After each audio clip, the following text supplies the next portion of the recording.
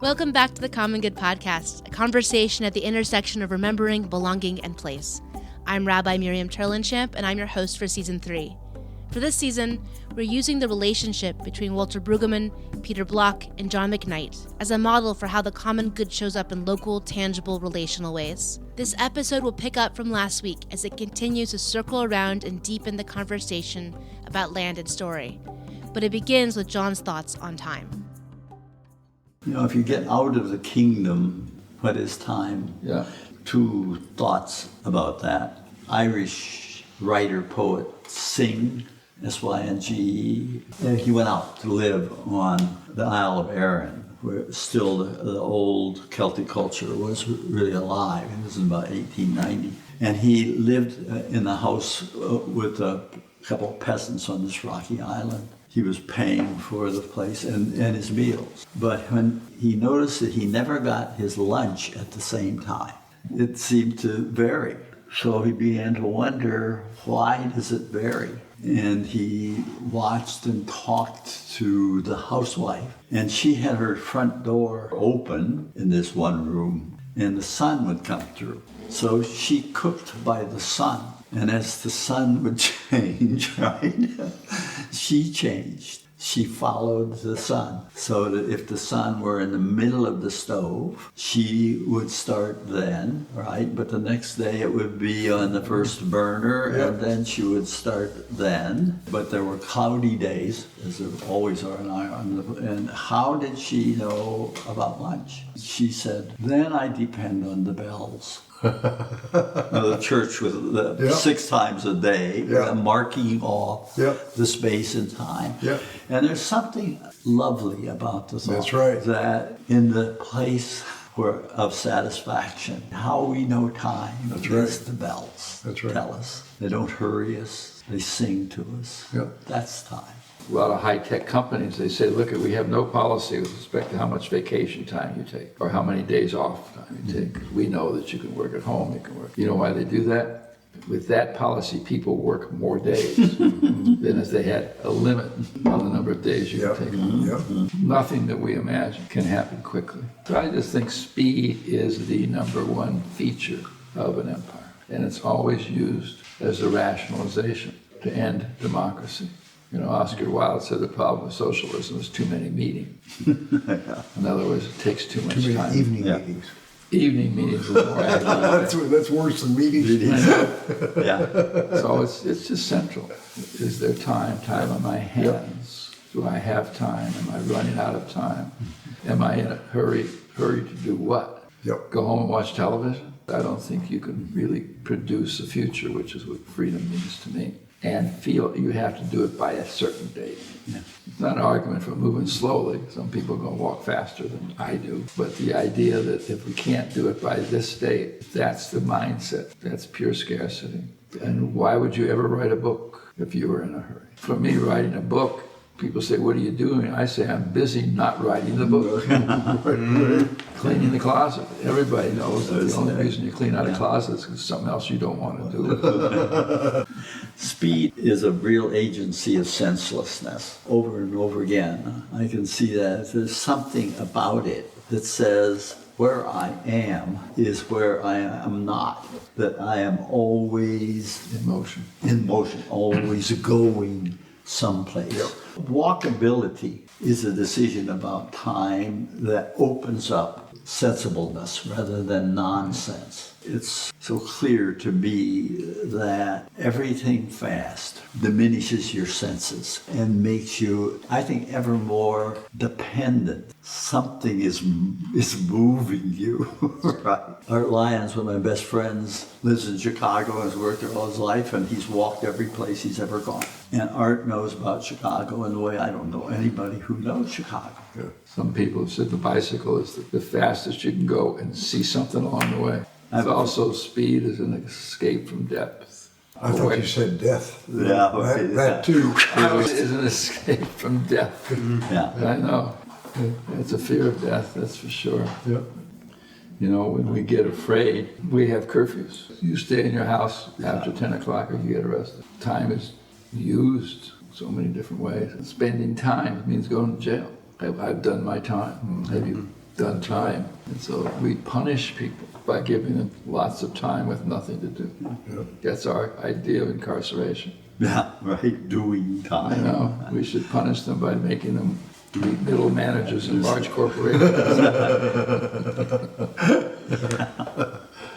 I think Sabbath is, in the wilderness narrative of the Hebrew Bible, Sabbath is the reference point. Everything is organized around Sabbath. And it's a protest against restless productivity. Productivity, yeah. I think in Pharaoh's Egypt, nobody had a Sabbath. The slaves didn't have a Sabbath. And I imagine that Pharaoh was looking at his monitor 4 times a day to see how many bricks had been done that day. Yeah. Pharaoh couldn't take a Sabbath. Because Himself. if he took a Sabbath, something would slip out from under his control. Oh. The early industrialization began with a time and motion study.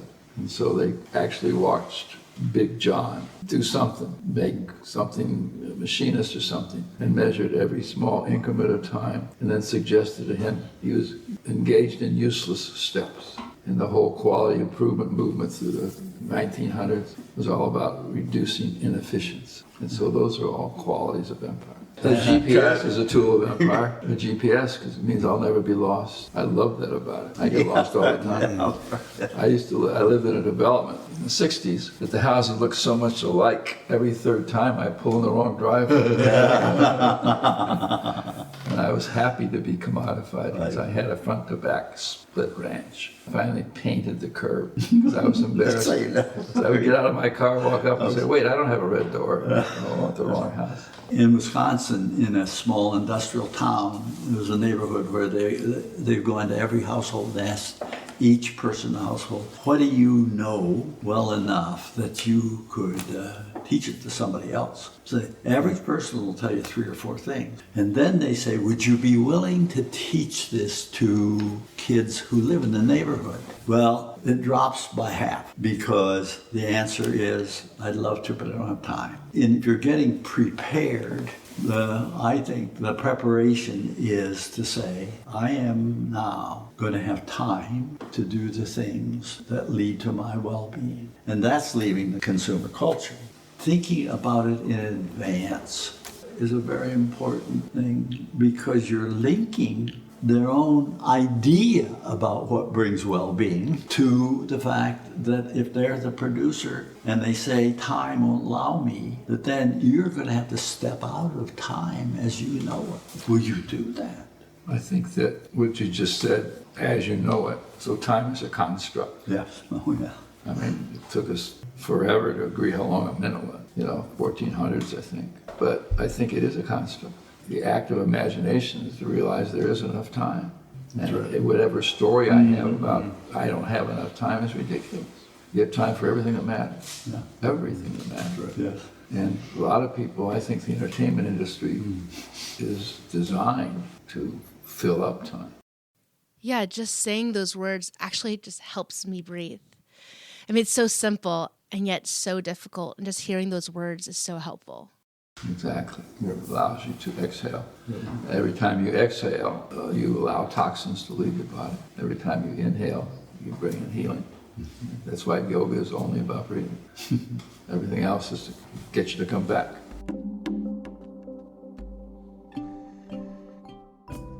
Before the conversation shifts to the role of institutions, let's honor the value of breath and pause. Take a deep breath in, deep breath out. As you listen to these words from Naomi Shihab Nye, stay connected with your breath. This is called shoulders. A man crosses the street in rain, stepping gently, looking 2 times north and south because his son is asleep on his shoulder. No car must splash him. No car drive too near to his shadow. This man carries the world's most sensitive cargo, but he's not marked. Nowhere does his jacket say fragile, handle with care. His ear fills up with breathing. He hears the hum of a boy's dream deep inside him. We're not going to be able to live in this world if we're not willing to do what he's doing with one another. The road will only be wide. The rain will never stop falling.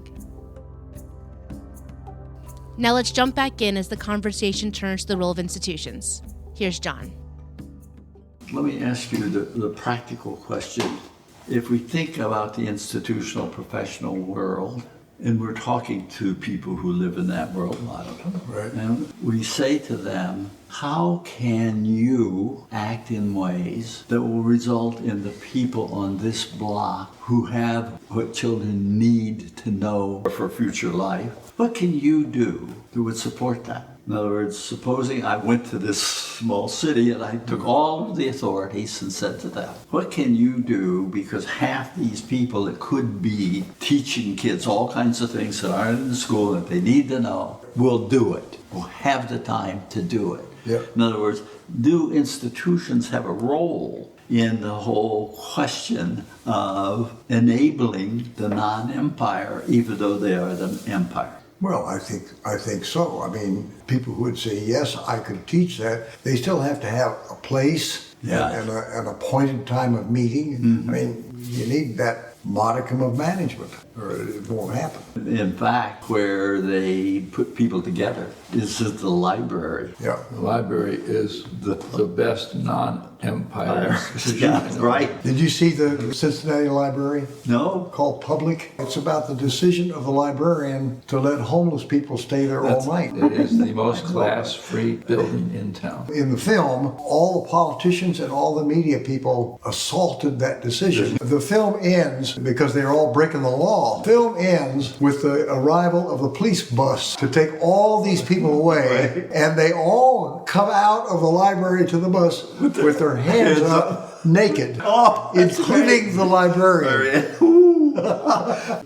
You know, I think, though, the library, to your question, what are institutions good for? One is just their convening capacity. That's right. Yes. That's right. They have the capacity to convene Yep. around a purpose. We need that. I need a place to go. I have a key to a Methodist church in my neighborhood because I need a place to meet, and I'm not willing to get in my car. David Meredith, the pastor, says, here, take the damn key. Yeah. I just have to call Ellen and let her know when I'm going to be That's there. true. That's a useful institution. right. It goes deeper than that with his institution. So there are all these places that have the possibility. And I think for what our audience is, for who we're talking to, are people that have institution affiliation. We all live in the empire. You say, how do we create projects of imagination? Put a little block, or take a little block out of the wall of empire. All of us can take one little block out of the wall of the empire and use it like cobblestone streets. You know, that was ballast for empty ships. That's good. That's good. And so let's take them out and build a street with them like we did with bricks. The conventional thinking is for this to happen, for me to claim my agency and use that language, something else has to happen. Top management, the mayor, the citizen, the safety, the education level, the power. No. The real freedom is to realize there's nothing to wait for. Now, I may not want to do it. That's fair. Yep. If you can't say no, then the yes means nothing. When you say no, I don't want my freedom, I want my safety. I want a boss and a boss's boss. God bless you, at least you have a choice. I think when we think about do institutions have a role, when I was a neighborhood organizer, what I was actually doing was precipitating collectivity among the local people for purpose of growing agency, period. Yep. This is all about. I do know that it is very unlikely that what happened as a result of my being there as a precipitator would have happened if I wasn't there. Can we say to professionals and institutional people, can you be a precipitator? I recently wrote a paper in which I described 5 officials and authorities that I thought were precipitators. And by that I mean you get people to act together but have no influence in what it is they act together about. So I think there is a lot of activity, and you can call it convening, one way it goes. But some of the most effective community building activities I know are from precipitating people with some authority or external role. Right. So I think we want to put this in our litany as being really true. Well, what's leadership? An Some idea. people call it hosting, not leading. The idea of a role model, give me a break. Let's walk. Why don't you walk your talk? Give me a. That's not leadership. That's control. And most institutions are just funny about that. The best descriptions of leadership are human beings with great integrity. I just saw Bob Woodward give a talk from the Washington Post, and he said his publisher was a great leader, and it had nothing to do with his management ability. It's just when it came time to hold on to the Watergate story, when the whole world was denying it, and Nixon had just won a landslide election in the face of it. She said, "We're going to stay with it." He said that was leadership. So I think it's something to do with integrity. And I don't have to look for that in you or anybody else.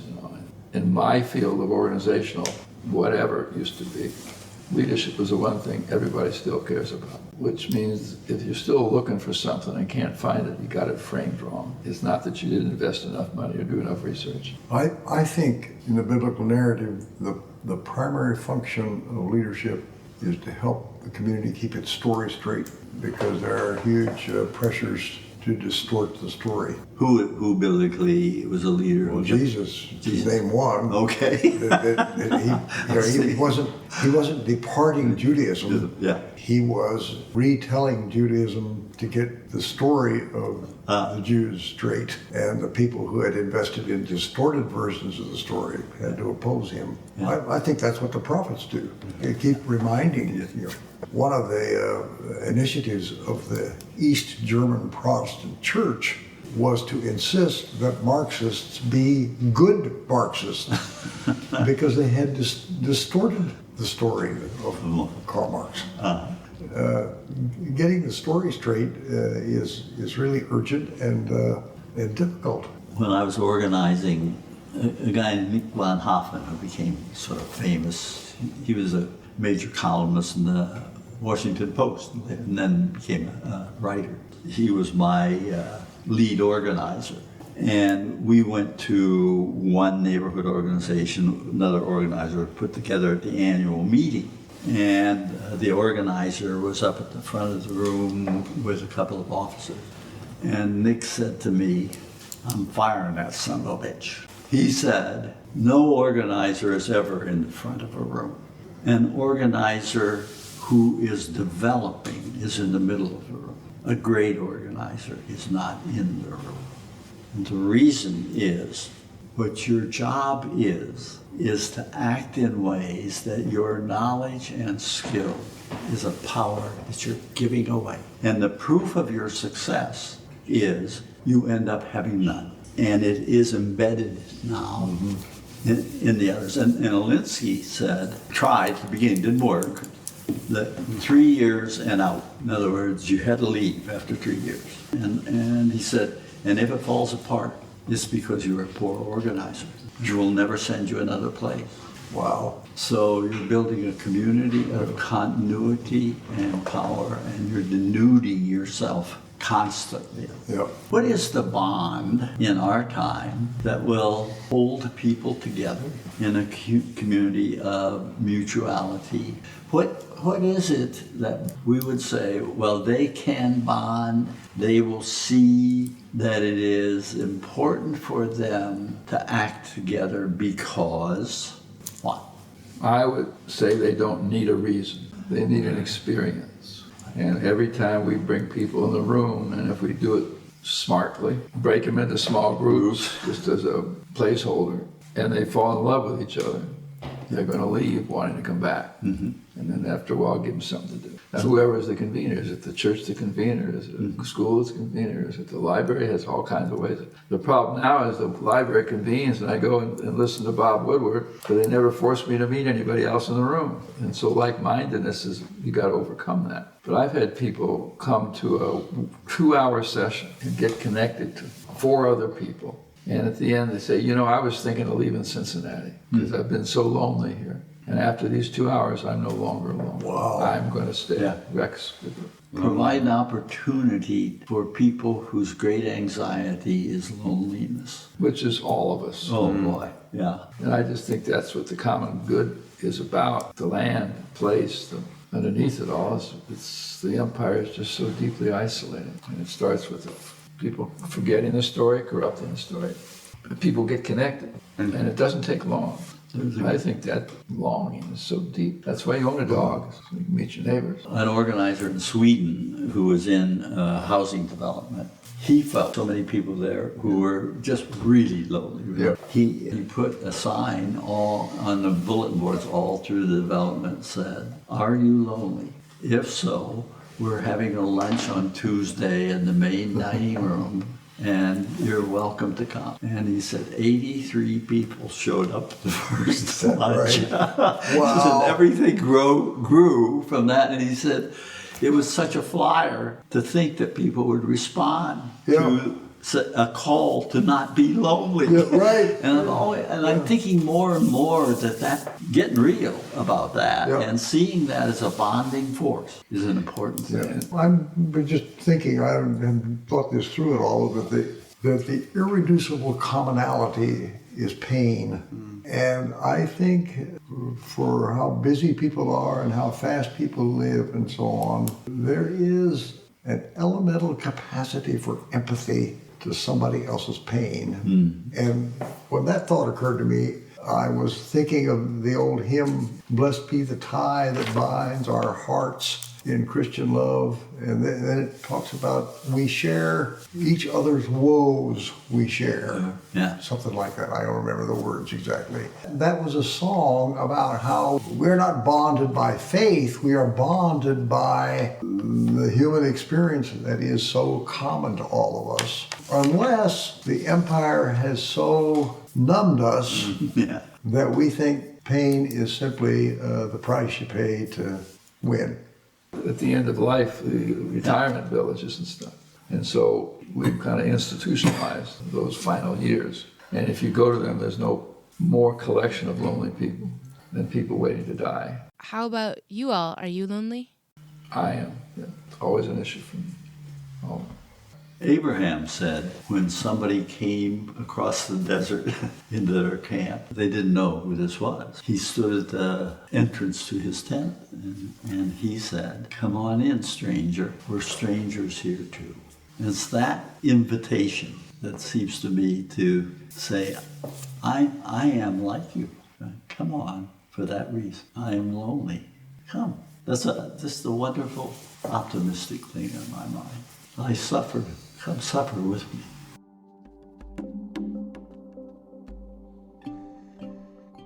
Thanks for listening. You can learn more about the work of Walter, Peter, and John, as well as the Common Good Collective at commongood.cc. The Common Good is hosted by me, Rabbi Miriam Turlinchamp, and produced by the amazing Joey Taylor, with music from Jeff Gorman. Season 4 is already in the works, so stay subscribed and we'll talk to you soon.